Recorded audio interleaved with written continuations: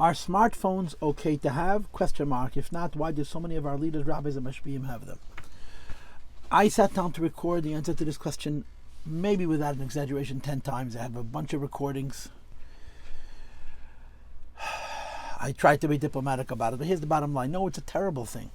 The smartphone is very, very dangerous. It's very not okay. Now, look, this is my smartphone. So what kind of hypocrite am I?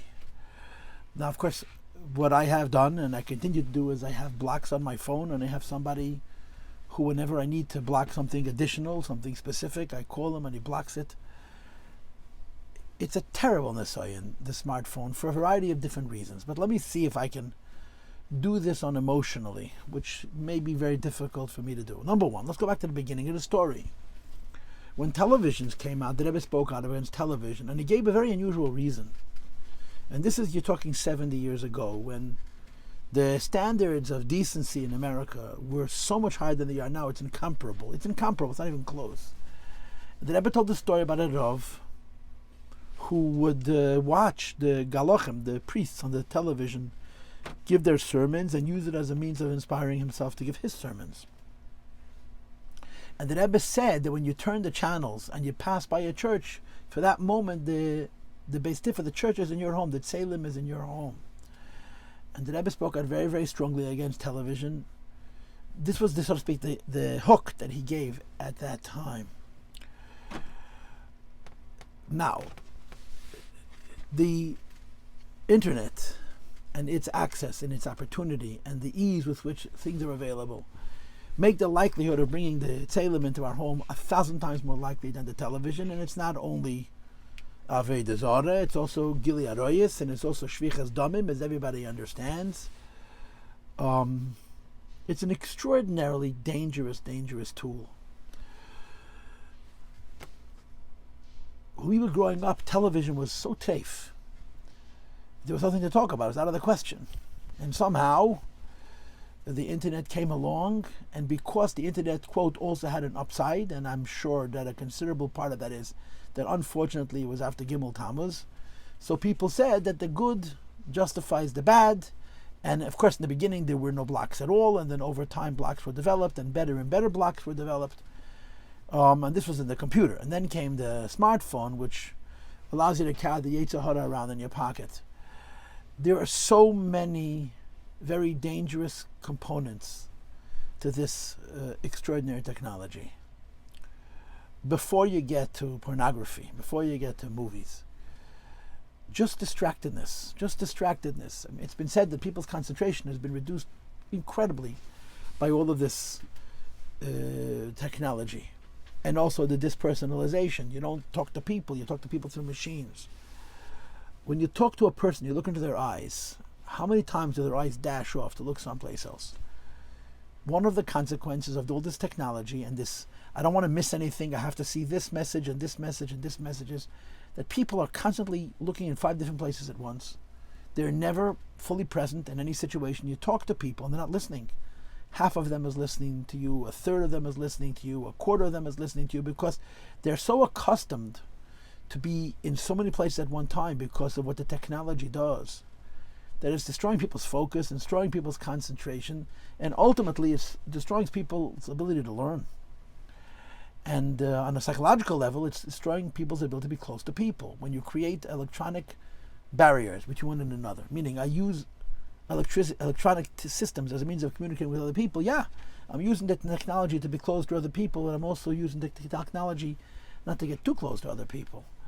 And when you see families walking in the street and everyone's on their phone, when you see mothers walking up the street pushing baby carriages on their phone, when 25 years ago the mother would have been cooing to the little baby or talking to the little baby, depending on the age, now they're on their phone. The degree of neglect that this is for the babies, in other words, the extent to which these children are going to grow up deficient because they're not getting all the stimulation that mothers traditionally gave very young children by just continuously talking to them, is probably impossible. It's probably impossible to measure. It's probably impossible to measure. And this has nothing to do with the opposite of tznius, nothing to do with avodah zarah, nothing to do with gili arayis, nothing to do with shvichas dam. It simply has to do with the fact that all this technology is distracting people terribly. And then you compound that by all the other things which we know to be terrible.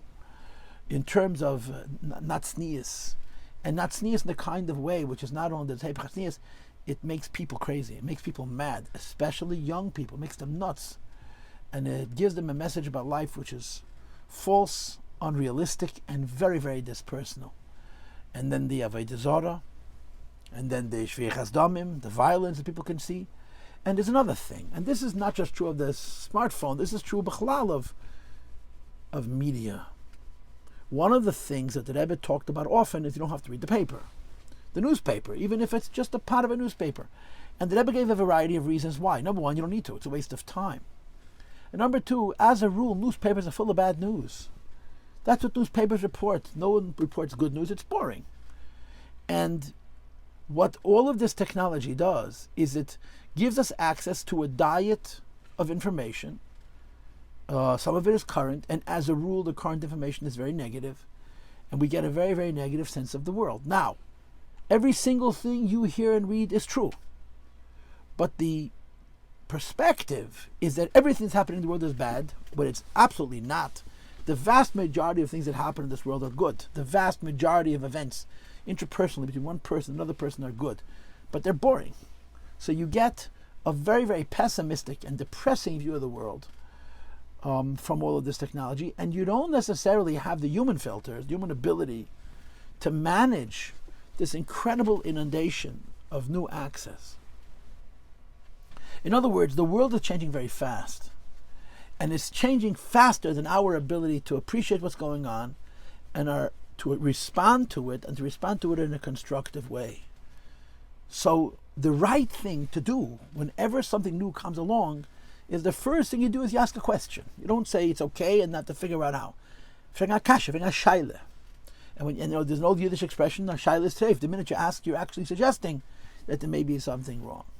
And the question involves all of these components. Number one, what it does to people's focus and concentration. Number two, all the schmutz that they're exposed to. And number three, all the negativity that they're exposed to, which creates people that are negative, which is exactly the opposite of Yiddishkeit, and certainly of Chassidus, which is based on B'tachan and Amunah and Simcha, and believing that we're living in the Eibishter's world, and so forth and so on. And too many of these things have gone unchecked, unfortunately, and they're a calamity. Now, the reason people, in spite of all the above, have this technology is because it has an incredible upside. Has incredible upside in terms of communication, has an incredible upside in terms of getting good knowledge, has incredible upside in terms of spreading Yiddishkeit, in terms of spreading Hasidus. But it's a very dangerous tool, and that's how it has to be treated. The adage that has to be applied to this and to everything else is, if you own your cell phone, you're a free man. If your cell phone owns you, you are a slave. And a slave to something rather low. And the number of people who own their cell phone versus the number of people whose cell phone own them, I'm afraid to think. The most intelligent people, the most well-meaning people don't see how intoxicating, how consuming this is, and it literally, it takes hold of you, and you don't even see how it's happening to you, and then you're a slave. And then you have to de-slave, you have to unslave yourself. So, in many from cultures, it's outlawed, it's teif. And I wish it was that way in Lubavitch. I really wish it was that way in Lubavitch. Are there good reasons it's not outlawed in Lubavitch? I'm not sure. I mean, obviously, shluchim have a need for this because of the work that they do, and I guess you have to add to that a very, very big, emphatic perhaps. But there's too many people who brought this into their home not after thinking about it, not after asking a question and giving an answer. It was just available, and this one had it and that one had it, so they need it too. When in reality, the attitude of a Jew has to be to all technology is, why do I need it? Not why shouldn't I have it, but why do I need it? And it has to be approached very deliberately and very, very carefully. Children certainly don't need access to cell phones, certainly not, God forbid, unfettered access without all kinds of protections and all kinds of control and all kinds of oversight and so forth and so on. So really, the first issue is that whenever these new technologies come out, the first thing we do is run out and get it. And then we have to deal with the hardships and figure out how to react to those hardships post facto, which is very tragic because it's very, very hard to play catch up. And I think to a very great extent this happened in our community. And we all see the effects, and we all are trying to push back against it and to appreciate how it was a mistake to just simply bring it into our homes. The underlying issue is that it's even more deep than a Yiddishkeit issue. It's push a human issue.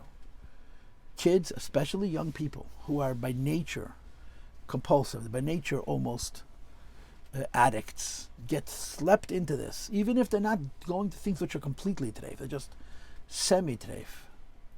And it literally takes their focus away, takes their ability to learn, to think, to reason, to communicate, to socialize away. And all those things are terrible. They're not bad, they're terrible. And the answer practically is, if you don't need a phone, you shouldn't have one. And if you need a phone, you need to have a shmira al gabi shmira al gabi shmira. You have to have as many blocks as you need and more.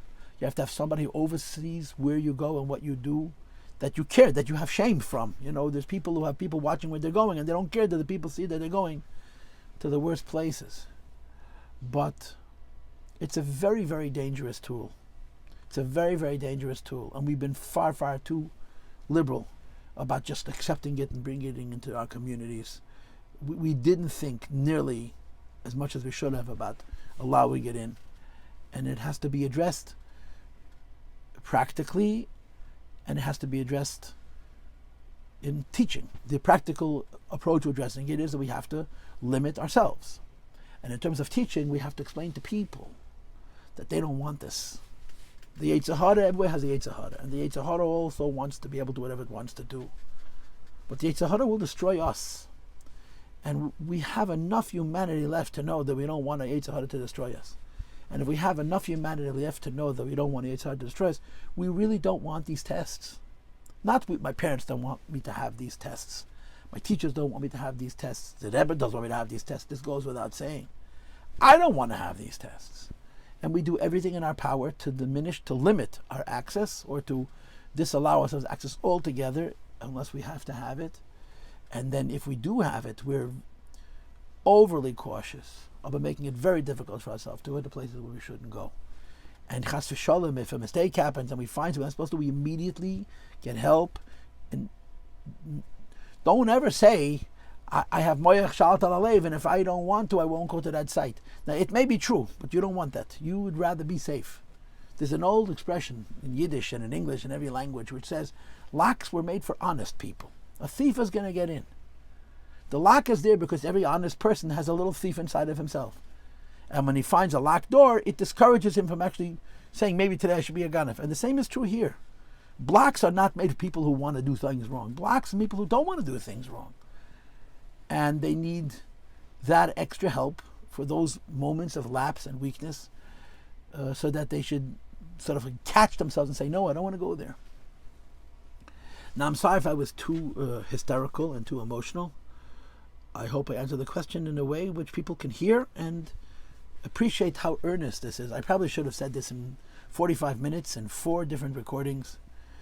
But like I said, I've re-recorded this so many times, and I've never been able to get through it in a way which I feel I'm communicating the truth without being emotional. So this is the least emotional version of my thoughts on the phones and the technology.